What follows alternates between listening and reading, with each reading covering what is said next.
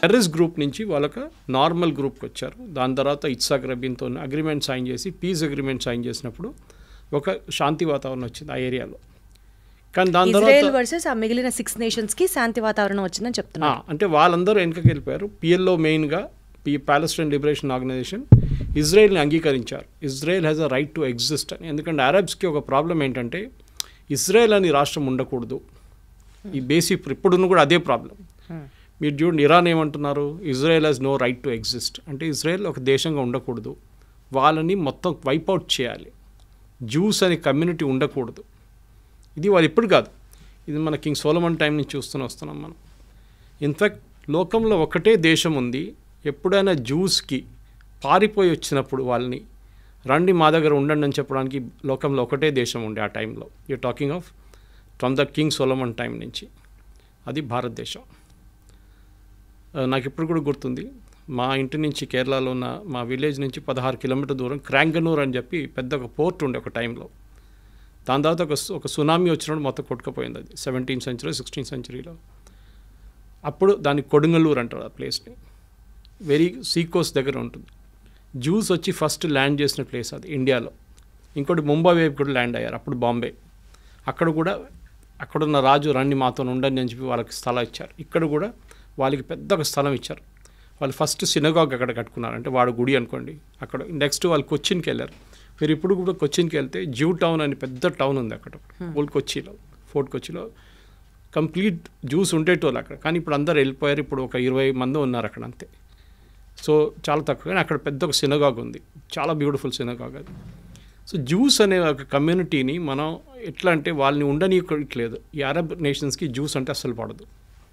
అది ఇప్పుడు కూడా చూడండి, ఎవరైనా కానివ్వండి. ఇప్పుడు వీళ్ళ కాన్సెప్ట్ ఏంటంటే from the river to the sea is Palestine అని. రివర్ అంటే జార్డన్ రివర్ ఒకవైపు, సీ ఒకవైపు.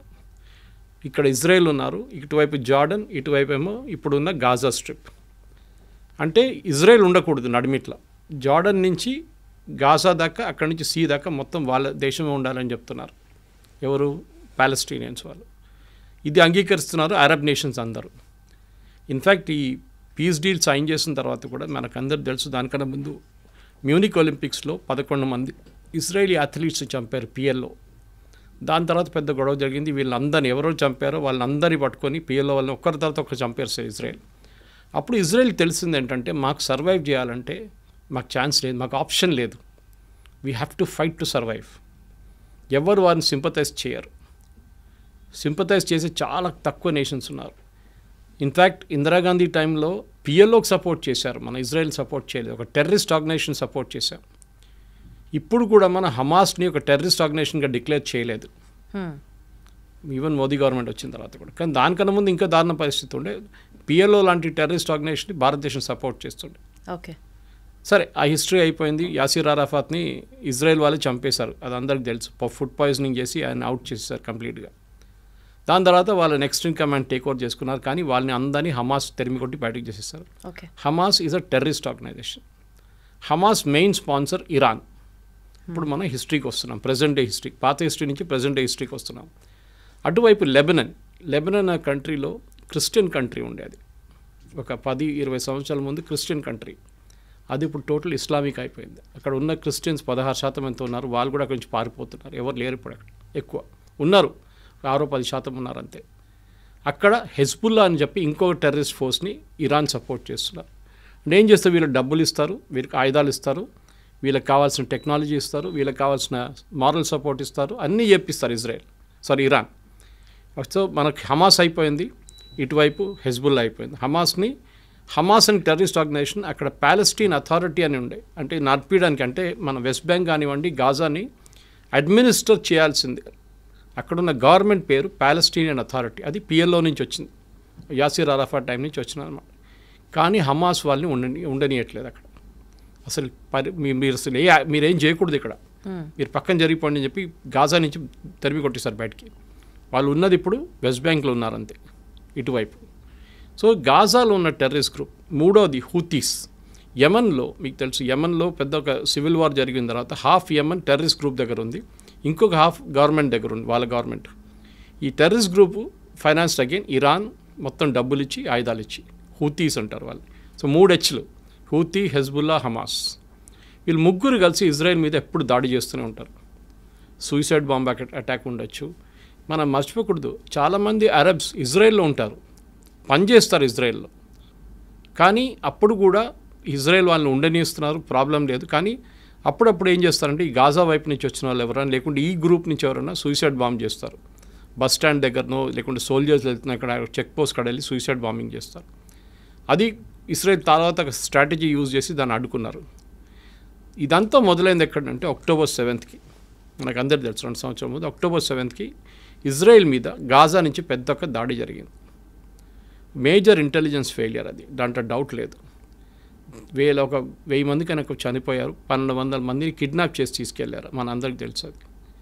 దాంట్లో ఇప్పుడు కూడా 48 మంది వాళ్ళ దగ్గర ఉన్నారు, పాలస్టీనియన్ టెర్రరిస్ట్ దగ్గర ఉన్నారు, హమాస్ దగ్గర. హమాస్ ఏం చేశారంటే అక్కడున్న హెల్త్ మినిస్ట్రీ వాళ్ళ దగ్గర ఉంది, అక్కడున్న హాస్పిటల్ కానివ్వండి, స్కూల్ కానివ్వండి, దాని కింద ఇరాన్ నుంచి వచ్చిన డబ్బులు పెట్టి ఒక 10 సంవత్సరాల నుంచి టనల్స్ కట్టుకున్నారు, అండర్గ్రౌండ్ టనల్స్. ఈ అండర్గ్రౌండ్ టనల్స్లో దాచుకుంటారు, ఎందుకంటే వీళ్ళు పైన ఎక్కడ ఉంటే ఇజ్రాయెల్ వచ్చి బాంబు చేసేస్తారు. సో టనల్స్లో ఉంటారని వాళ్ళ స్ట్రాటజీ అది. కానీ ఇజ్రాయెల్ ఇంటెలిజెన్స్ చెప్పినట్లు మొస్సాడ్ వాళ్ళ చాలా ఎఫెక్టివ్, వాళ్ళకి పిన్ పాయింట్ అక్యురసీతో చెప్తారు ఈ బిల్డింగ్లో ఉన్నారు అని క్లియర్గా చెప్పినప్పుడు కొడతారు. అది ఇస్మాయిల్ హనియా ఇరాన్లో కొట్టినట్లు కానివ్వండి, నస్రుల్లాని మన లెబనాన్లో కొట్టినా కానీ, వీళ్ళందరినీ ఎక్కడున్నా కానీ ఇక్కడున్న హమాస్ వాళ్ళ టెర్రరిస్ట్ గ్రూప్ లీడర్స్ కూడా టార్గెట్ స్పెసిఫిక్గా కొడతారన్నమాట. సో ఏం చేస్తారంటే ఇప్పుడు హమాస్ని కంప్లీట్గా ఫినిష్ చేసేసారు. కానీ ఇప్పుడు కూడా గాజాలో నడుస్తుంది, డైలీ 2-3 ఇజ్రాయలీ సోల్జర్స్ చనిపోతున్నారు. కానీ ఆల్మోస్ట్ వైప్అవుట్ చేసేసారు గాజా నుంచి. అటువైపు వైప్అవుట్ ఉంది, కానీ ఇంకా ఉన్నారు వాళ్ళు హైలీ ట్రైన్డ్ వాళ్ళు. అంటే హైలీ ట్రైన్డ్ అంటే మోటివేటెడ్. అదే టైంలో లెబనాన్ వైపు మొత్తం ఫినిష్ చేసేసారు. అక్కడ కూడా నస్రుల్లాని చంపిన తర్వాత నెక్స్ట్ లెవెల్ లీడర్షిప్ వచ్చిన తర్వాత వాళ్ళని కూడా చంపేశారు. సో నెక్స్ట్ వచ్చి హూతీస్ని యుఎస్ చూసుకుంటున్నారు. బాంబింగ్ వేసినప్పుడు అక్కడ వాళ్ళు మిసైల్ వీళ్ళందరికీ ఆయుధాలు ఇచ్చేది ఇరాన్. ఇన్ని సంవత్సరాల నుంచి ఎవరిది వీళ్ళని పట్టించుకోలేదు. యుఎస్ కానివ్వండి, యూకే కానివ్వండి, ఇరాన్ కానివ్వండి, ఇరాన్ మిసైల్స్ ఇస్తున్నా కానీ ఏం చెప్పకుండా వీళ్ళందరూ హెల్ప్ చేసుకున్నారు. కానీ ఒక స్టేట్కి ఇప్పుడు వచ్చేట్లు వచ్చిందంటే October 7th జరిగిన దాడి తర్వాత ఇజ్రాయెల్కి తెలిసిపోయింది ఈ గేమ్ ఇంకా మనం ఇట్లా ఆడుకుంటూ పోతే కాదు, కంప్లీట్గా వైప్అవుట్ చేయాలని చెప్పి టైం తీసుకొని వాళ్ళ లీడర్షిప్ని కంప్లీట్ వైప్అవుట్ చేసేసారు. హమాస్ ఫినిష్ చేసేసారు, మనందరూ సిన్వార్ బ్రదర్స్ని ఇద్దరిని చంపేశారు. ఇటువైపు ఏమో నస్రుల్లాని చంపారు, అటువైపు ఏమో ఇస్మాయిల్ హనియాని ఫినిష్ చేసేసారు. వీళ్ళందరు లీడర్స్ కూర్చుంటుంది ఖతార్లో, అది మర్చిపోకూడదు మనం. అది ముస్లిం బ్రదర్హుడ్ కానివ్వండి, మీరు ఈ హమాస్ కానివ్వండి, లెబనీస్ మిలిషియా కానీ వీళ్ళందరూ కూర్చుంటుంది ఖతార్లో ఉంటారు. ఇరాన్ బ్యాకింగ్ ఉంటుంది. ఇరాన్కి సౌదీ అరేబియాకి పడదు, ఇరాన్కి బహ్రెయిన్కి పడదు, ఇరాన్కి యమన్కి పడదు, యమన్కి ఇరాన్కి ఒమాన్కి పడదు. ఇలా Iran is a Shia nation. Shia nation అంటే సార్, షియా అంటే వీళ్ళ ముస్లిమ్స్లో 2 గ్రూప్స్ ఉంటారు. షియా మైనారిటీ, మన హైదరాబాద్ వైపు చాలామంది షియాస్ ఉంటారు ఇక్కడ, ఎందుకంటే నిజాం ఒరిజినలీ ఫస్ట్ పర్షియా, వీళ్ళు షియాస్ అన్నమాట. ఇక్కడ సున్నీస్ మెజారిటీ ఉంటారు, 90% ఆల్మోస్ట్ సున్నీస్ ఉన్నారు వరల్డ్ వైడ్. వీళ్ళకి ఎప్పుడు ఇద్దరికి పడదు. దే డోంట్ బిలీవ్, వాళ్ళ కాన్సెప్ట్ అలాగ ఉంటుంది, ప్రాఫెట్ మొహమ్మద్ నుంచి వచ్చే కాన్సెప్ట్ అలాగ ఉంటుంది. అది కాకుండా వీళ్ళకి అంటే ఇంకా చాలా గ్రూప్స్ ఉన్నాయి. అహ్మదియాస్ ఉన్నారు, అహ్మదియాస్ని అయితే ముస్లిమ్స్ అని అసలు అంగీకరించారు ఎవరు, షియాస్ సున్నీస్ ఇద్దరు. సో మన దగ్గర కూడా చూస్తాం, మన పాకిస్తాన్ వైపు నిన్న కూడా దాడి జరిగింది అహ్మదియాస్ మీద అన్నమాట. సో చాలా మటుకు ముస్లిమ్స్లో చిన్న చిన్న గ్రూప్స్ ఉన్నాయి, కానీ మేజర్ గ్రూప్స్లో సున్నీస్, షియా. సో ఈ షియా నేషన్ ఉన్న ఇరాన్ని వీరెవరు సీరియస్గా తీసుకోరు. ఎవరు సౌదీ అరేబియా ఉండొచ్చు కానీ మిగతా. సో వాళ్ళ ఒక బలం చూపించడానికి ఇరాన్ ఏం చేశారంటే చాలా రోజుల నుంచి, అంటే అయతొల్లా ఖొమైనీ టేక్ ఓవర్ చేసుకున్నప్పటి నుంచి 70s ఆ టైంలో దానికన్నా ముందు ఇరాన్ చాలా మోడర్న్ నేషన్ ఉండే. మీరు ఒకసారి ఆ టైం ఇరాన్ ఫోటోగ్రాఫ్స్ చూస్తే మీరు యూఎస్లో ఉన్నారా లేకుంటే ఇరాన్ అన్న ఒక డౌట్ వస్తుందన్నమాట. బీచ్లో బికినీస్ వేసుకొని తిరిగేది, పబ్స్ ఉండేది, అక్కడ చాలా మోడర్న్ నేషన్ ఉండేది షా ఆఫ్ ఇరాన్ ఉన్నప్పుడు. కానీ షా ఆఫ్ ఇరాన్ని ఓవర్త్రో చేసి ఖొమైనీ వచ్చిన తర్వాత మొత్తం థియోక్రటిక్ స్టేట్ అయిపోయింది అన్నమాట. అంటే రిలీజియన్ బేస్డ్. వాళ్ళు ముస్లిం మహిళలు చదువుకోకూడదు, బుర్కాల్లో ఉండాలి, వాళ్ళు ఎవరితో బయట తిరగకూడదు, ఇట్లాంటి చాలా మటుకు స్ట్రిక్ట్ రూల్స్ తీసుకొచ్చారు వాళ్ళు. అట్లా ఉన్నప్పుడు ఏమైపోయింది, థియోక్రటిక్ స్టేట్ అయిపోయింది. ఖొమైనీ చనిపోయిన తర్వాత నెక్స్ట్ ఖొమైనీ వచ్చారు, నడుస్తూనే ఉండే వాళ్ళ రూల్ నడుస్తుంది ఇంకా. కానీ వీళ్ళేం చేస్తారంటే వీళ్ళకి మెయిన్ ఎనిమీ ఇజ్రాయెల్. ఇజ్రాయెల్ మీద దాడి చేయాలి. వీళ్ళు డైరెక్ట్గా చేయరు. నేను చెప్పిన ఈ 3 గ్రూప్తోని చేపిస్తారు. హూతీస్, హమాస్, హెజ్బుల్లా 3 హెచ్లతో పని చేయించుకుంటారు వీళ్ళు. చాలా రోజుల నుంచి ఇజ్రాయెల్ పోన్లే అని చెప్పి ఊరుకున్నారు. కానీ October 7 జరిగిన తర్వాత their patience also ran out. వీళ్ళని వన్స్ ఫర్ ఆల్ ఫినిష్ చేసేసారని చెప్పి దిగారు వీళ్ళందరూ కలిసి. సో ఇజ్రాయెల్ గ్రేటెస్ట్ అడ్వాంటేజ్ ఏంటంటే వాళ్ళ మీద ఎప్పుడు దాడి జరుగుతూనే ఉంటుంది. నేను చెప్పాను చూడండి, 6 Day వార్ జరిగింది. ఇంకోటి యామ్ కిపూర్ వార్ అని ఇంకోటి ఉండే. వాళ్ళ హోలియెస్ట్ హాలిడే రోజు దాడి చేశారు వాళ్ళ మీద. ఇప్పుడు మన దగ్గర దివాళీ రోజో లేకుంటే దసరా రోజు మనందరూ కొంచెం రిలాక్స్ అవుతాం, కానీ మన ఆర్మీ రిలాక్స్ కారు. కానీ వాళ్ళ టైంలో వాళ్ళ ఆర్మీ కూడా కొంచెం రిలాక్స్ అయిపోతారు ఆ టైంలో. చాలా ఫెస్టివల్స్ అంటే వాళ్ళు చాలా సీరియస్గా తీసుకుంటారు. అదే రోజు దాడి చేశారు, యామ్ కిపూర్ అని చెప్పి. వాళ్ళ holiest days in their calendar అన్నమాట. ఆ వార్ కూడా ఇజ్రాయెల్ గెలిచారు. సో వీళ్ళకేంటంటే ఇప్పుడు ఇరాన్కి మేజర్లీ ప్రూవ్ చేయడానికి, అంటే మేము సౌదీ అరేబియా కన్నా పెద్దది, టర్కీ కన్నా మేము పెద్దవాళ్ళం అని చెప్పి వీళ్ళు మిసైల్ టెక్నాలజీని చాలా చోట్ల నుంచి కొనుక్కున్నారు. ఒకటి మెయిన్లీ నార్త్ కొరియా దగ్గర నుంచి కొనుక్కున్నారు వీళ్ళు టెక్నాలజీ అంతా. ఇంకోటి కొంచెం టర్కీ దగ్గర నుంచి కొనుక్కున్నారు. ఈ టెక్నాలజీని వీళ్ళు వాడుకున్నారు. దీని తర్వాత వీళ్ళు న్యూక్లియర్ అంబిషన్స్కి వచ్చేసారు. అక్కడే ప్రజెంట్ గొడవ అంతా మొదలైందన్నమాట. So you have to understand the historical context. దానికోసం మీకు ఫ్లాష్ బ్యాక్ అని చెప్పాను. 100% సార్, నాకు అంతా అర్థమైంది. థ్యాంక్ యూ సో మచ్ ఎంత క్లియర్గా ఎక్స్ప్లెయిన్ చేసినందుకు. ఫస్ట్ ఆడియన్స్కి కూడా హిస్టరీ తెలిస్తే ఇంకా ఎక్కువ ఫాలో అవుతారు. సార్ ఇప్పుడు కమింగ్ టు ది పాయింట్, అసలు ఇజ్రాయెల్కి ఇరాన్కి మధ్యలో ఎంతసేపు ఇరాన్ ఇజ్రాయెల్ని ఫినిష్ చేయాలి అన్న ఆలోచన, అది కేవలం మతపరంగానే చూస్తామా, లేకపోతే డామినెన్సా, లేకపోతే పవర్ కోసమా, లేదా ఆయిల్ డామినెన్స్ కోసం, ప్రపంచవ్యాప్తంగా ఆయిల్ మా దగ్గర నుంచే ఉండాలి అన్న ఆ స్టేట్మెంట్ కోసమా? అసలు ఎందుకు, why is Israel being targeted now and then? ఇండియాను ఎందుకు టార్గెట్ చేస్తారండి? పాకిస్తాన్ కానీ మిగతా ఇస్లామిక్ నేషన్స్, టర్కీ చేస్తున్నారు, అజర్బైజాన్ చేస్తున్నారు. Why is India targeted? Hindu nation.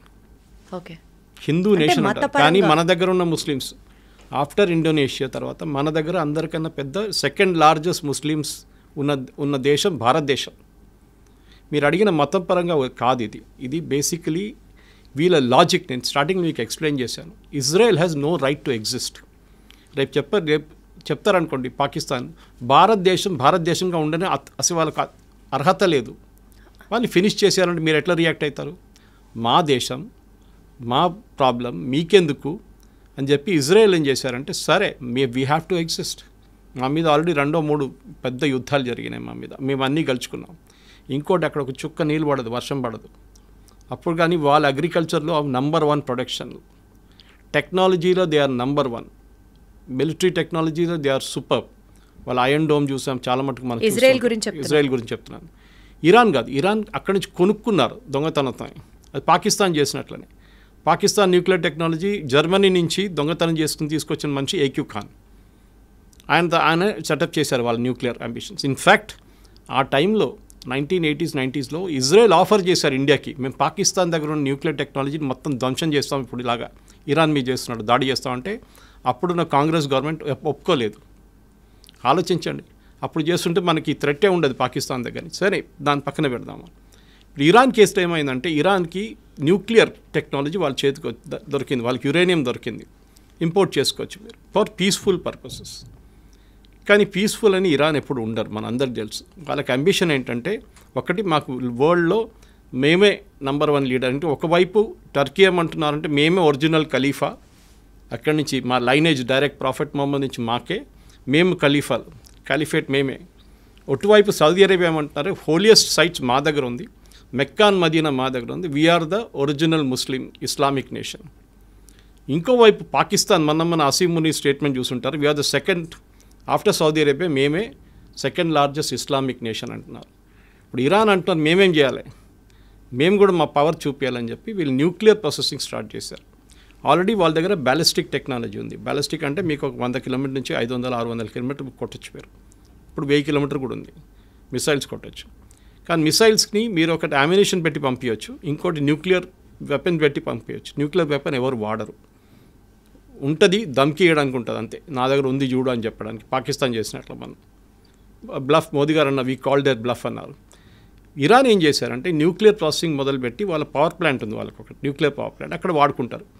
మన హైదరాబాద్లో చర్లపల్లిలో న్యూక్లియర్ ఫ్యూయల్ కాంప్లెక్స్ ఉంది.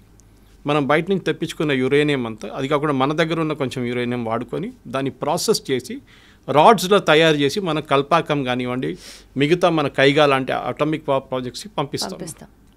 ఓకే, అక్కడ వాళ్ళు దాన్ని న్యూక్లియర్ పవర్గా వాడుకుంటారు, న్యూక్లియర్ పవర్ జనరేట్ చేయడానికి వాడుకుంటారు. దానికి ఒక ప్యూరిటీ లెవెల్ ఉంటుంది. ఓకే, అంటే మీరు వెపన్ గ్రేడ్కి వెళ్ళాలంటే న్యూక్లియర్ సివిలియన్ యూస్కి మీకు 20-40% ప్యూరిటీ ఉంటే చాలు. 40 కూడా చాలా ఎక్కువ. కానీ మీరు 60% దాకా ప్యూరిటీ మీరు, అంటే ఈ సెంట్రిఫ్యూజ్ అంటారు దాన్ని. మీరు కాలేజ్లో మనం ఫిజిక్స్ కెమిస్ట్రీ ఎక్స్పెరిమెంట్ చేస్తున్నప్పుడు ట్యూబ్స్ పెట్టి ట్యూబ్స్లో కొన్ని లిక్విడ్ సెంట్రిఫ్యూజ్ చేస్తారు, దాన్ని ఫాస్ట్గా తిప్పుతాం. దాని నెక్స్ట్ టెక్నాలజీ చాలా advance technology, same centrifuge technology nuclear యురేనియంలో యూజ్ చేస్తారు ప్యూరిటీ తీసుకురావడానికి. వీళ్ళు కూడా ఏం చేశారంటే ఇరాన్ ఈ కొంచెం రిలాక్స్గా ఉన్న టైంలో యూఎస్ కానీ వీళ్ళని కానీ బయట నుంచి ఏదో ఇంకో పేరు చెప్పి ఆ సెంట్రిఫ్యూజ్ తెప్పించుకున్నారు. సో వీళ్ళు ప్యూరిటీ ఎక్కువ చేస్తాడం మొదలు పెడితే యూఎస్ వాళ్ళు ప్రెషర్ పెట్టిన తర్వాత మేము బాంబ్ చేస్తాం మీ మీద అని చెప్పిన తర్వాత వాళ్ళు ఏం చేశారు, international atomic energy agency IAEA, వీళ్ళు వరల్డ్ వైడ్ ఒక వాచ్ డాగ్ అంటాం మనం. అంటే ఎక్కడెక్కడ న్యూక్లియర్ టెక్నాలజీ ఉందో వీళ్ళు అక్కడ ఇన్స్పెక్షన్ చేస్తారు. It's UN body.